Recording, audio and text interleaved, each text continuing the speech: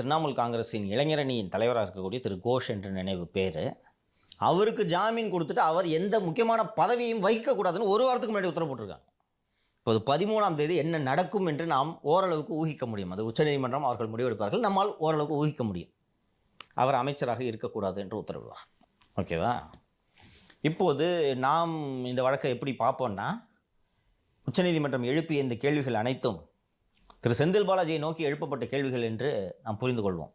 ஆனால் இந்த கேள்விகள் முதலமைச்சரை நோக்கி எழுப்பப்பட்ட கேள்விகள். ஊரில் அடித்து உலையில் போட்டு 600 700 பேரை ஏமாற்றி கிட்டத்தட்ட 30,000 கோடி லஞ்சம் வாங்கிக்கிட்டு ஒரு மனிதர் சிறை செல்கிறார்.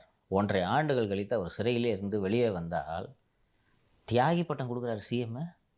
உங்கள் தியாகம் பெரிது. என்ன தியாகம் பண்ணார்? அந்த பாட்டிலுக்கு 10 ரூபா வாங்குற தியாகம் பண்ணார். அந்த தியாகமா? நிலக்கரி இறக்குமதி இல்லை, ஒரு டன்னுக்கு இத்தனை டாலர்னு கமிஷன் வாங்குறத தியாகம் பண்ணார். அந்த